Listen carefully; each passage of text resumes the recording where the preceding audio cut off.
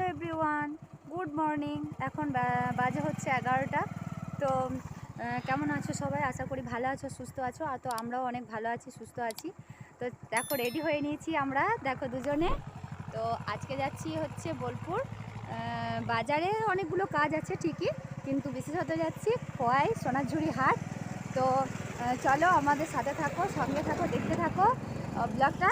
তো এখন আর কন্টিনিউ করছি না, তো তোমাদেরকে ওখানে গিয়ে দেখুন বন্ধুরা কেমন গ্রামের পরিবেশ। দেখুন ভিউটা, শুধু দেখুন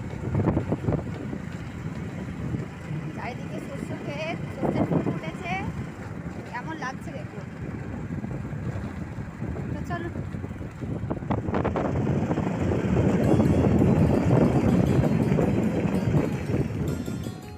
তো দেখুন বন্ধুরা, আমাদের এখানে খেজুরের গুড় তৈরি হচ্ছে, তো তার জন্য একটু দেখিয়ে নিলাম আপনাদের। তো যদি কারো দরকার থাকে তো আপনারা এখান থেকে নিয়ে যেতে পারেন। জায়গাটা হচ্ছে দেবগ্রামের আগে।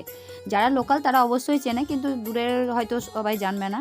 আর একটু গাড়িতে তেল ভরে নেওয়া হলো, তারপরে চলে গেলাম ওখান থেকে। তো এটা হচ্ছে সিকম ইঞ্জিনিয়ারিং কলেজ।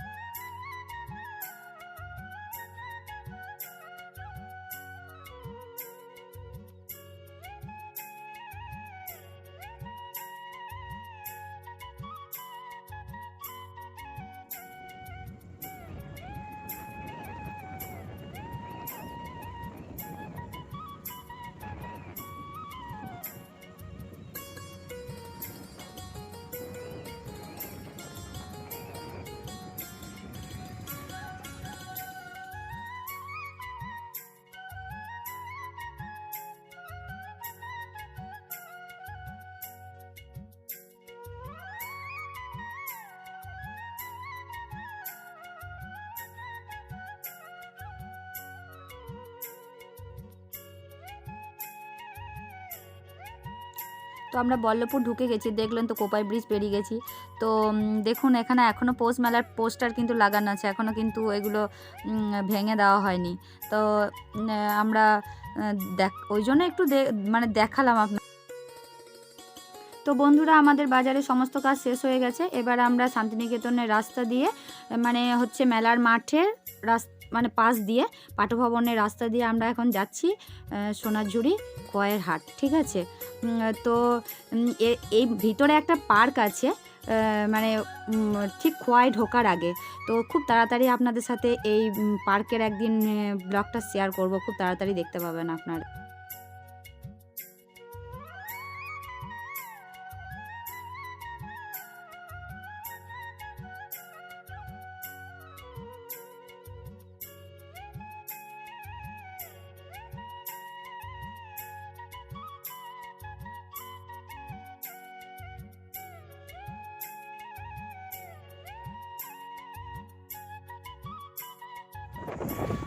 চলো ফ্রেন্ডস, ফাইনালি আমরা বাজারে কাজ সেরে খোয়াই হাটে পৌঁছে গেছি। তো দেখতে থাকো আর এনজয় করো।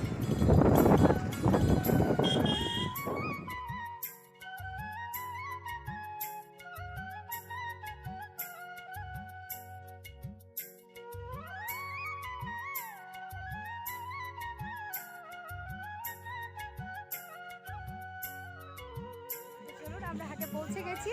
তো দেখুন, আর আপনাদের আশা করি ভালো লাগবে। আর কিন্তু ভুলবেন না, ঠিক আছে? অবশ্যই কমেন্ট করবেন।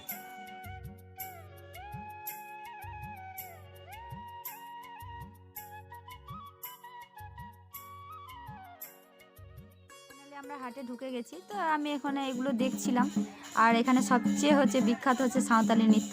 তো দেখুন আপনাদের কেমন লাগে। সত্যি বন্ধুরা অসাধারণ অসাধারণ। আপনারা যদি এখানে না আসেন সত্যি বুঝতে পারবেন না যে এখানে মানে পরিবেশটা এত সুন্দর। আমাদের হয়তো বাড়ির কাছে থেকে আমরা প্রায়ই যাই, তো আমাদের সত্যিই মানে যতবারই যাই ততবারই মনে হয় যে না দেখা না যাওয়া। তো আমরা প্রায়ই যাই এখানে। তো এখানে ভাবছিলাম ছেলের জন্য একটা বাঁশি কিনবো। তো বাঁশিটা দেখছিলাম, কিন্তু বেশ ভালো ছিল না, ওই জন্য আমি আর নিলাম না। দামটা হয়তো কমই ছিল, কিন্তু আমার ভালো লাগলো না, ঠিক পছন্দ হলো না, ওই জন্য আমি আর নিলাম না। ঠিক আছে, নেক্সট টাইম এসে আবার নেব, ওই জন্য ওখান থেকে চলে গেলাম। ওই ব্যাগগুলো দেখছিলাম। যতবারই আসি কিছু না কিছু একটা করে স্মৃতি নিয়েই যাই আর কি, বেশ ভালোই লাগে। আর যখন হয়তো পেরিয়ে আসি রাস্তা দিয়ে, হয়তো কোনো কোনো সময় হয়তো ঢোকা হয়ও না। আর দেখুন এগুলো হচ্ছে বেতের মোড়া। তো মানে এগুলো সত্যি খুব সুন্দর, এখানকার সত্যি খুব বিখ্যাত জিনিস এগুলো। শান্তিনিকেতনের মেলাতে তো পাওয়া যায়, কিন্তু মেলা যেহেতু এখন হচ্ছিল না, বাট 3-4 বছর থেকে, তাই এই হাটটা কিন্তু আমাদের সত্যি খুব জমজমাটি। আর এখানে আপনার আজরাক, তারপর হচ্ছে ওই খেস, এইগুলো খুব বেশি করে বাটিক। আর আমি এখান থেকে একটা চুড়ি কিনে নিয়েছিলাম, চুড়িগুলোও খুব ভালো সুন্দর ছিল। তো দাম নিয়েছিল 100 টাকার মতো দাম নিয়েছিল আমার। তো তারপরে এটা ওটা দেখছি, আমি চাদরগুলো বাটিকে দেখছিলাম। তো আমার ছিল আগে একটা, তো সেটা পুরাতন হয়ে গেছে, ওই জন্য দেখছিলাম, কিন্তু দাম বলছিল ওই 350-400 টাকার মতো করে। তো আজ আর নিলাম না, পরে একদিন গিয়ে নিয়ে আসবো, ওই জন্য আজ আর নিলাম না। আর অনেকটা লেটও হয়ে গেছিলো, তোমার মানে আমার বড় খুব বিরক্ত করছিল। আর এগুলো হচ্ছে এই যে টেরাকোটা, তারপর এই যে সুতোর যে জিনিসগুলো এখানে মালা জুয়েলারিগুলো তৈরি হয়, বা কানেরগুলো দেখছো, মানে খুবই সুন্দর, খুবই সুন্দর।